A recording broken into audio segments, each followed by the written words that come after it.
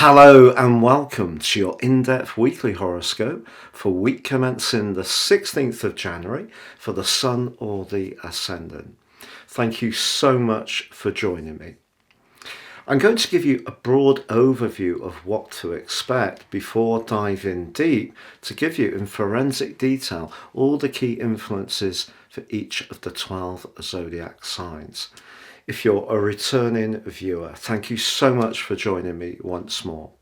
New to my channel, it's great to have you with me, and I'd be honoured if you'd subscribe. Please click or tap on the bell notification symbol. Now this week is very powerful. The Sun is side by side with Pluto for the whole of this week, but across two different zodiac signs. And this is very symbolic because for the last 15 years, Pluto has been making its way through the sign of Capricorn.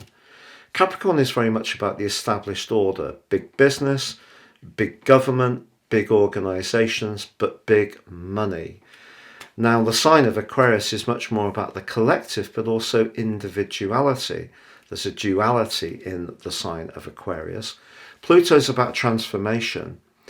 And because it's getting to the end of its journey in Capricorn, which is going to happen basically in 3 stages, it will finally move fully into the sign of Aquarius on the 19th of November 2024. But of course it goes there for 11 weeks this year, 38 weeks in the following year.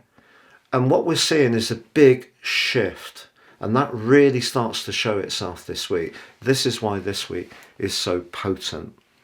And of course there is then on Saturday, a new moon in the sign of Aquarius, forging a disassociate conjunction with Pluto in Capricorn. But that Plutonian energy can reveal secrets. It's also about deep power that's not necessarily very obvious. It can be about more sinister activities, of course. This week also sees Mercury go direct on Wednesday, Uranus direct on Sunday, but Mercury doesn't emerge from its post-retrograde shadow until the 7th of February. But it does forge a beautiful alliance with the North Node this week, which can be helpful, but a much less helpful one with Mars.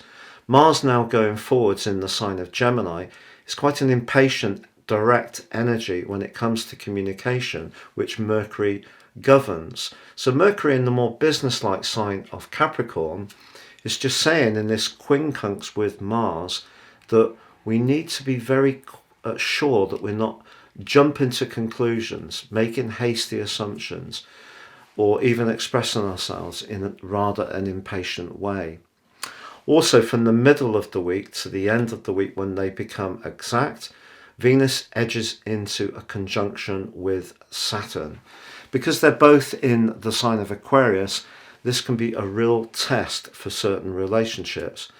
But for those people who are very committed and very hardworking, Saturn can help to bake in that commitment even more. So it could be a time when some people actually firm up their commitment much more. But the key to this week, of course, Mercury going direct and Uranus going direct, is that energy will start to move. And because the Sun moves on Friday into the airy sign of Aquarius, I feel that also is going to see lots more information flowing around. So I think that's very welcome. But also we are seeing some very big changes about how we live, how we interact, how we earn money, how we relate to power in general. So that's the key background to this week. If you would like to learn more about natal astrology rather than just this zodiac forecast, if you give me 3 pieces of personal birth data of time, date and place of birth, I can produce a 12-month forecast for you that's totally unique to you.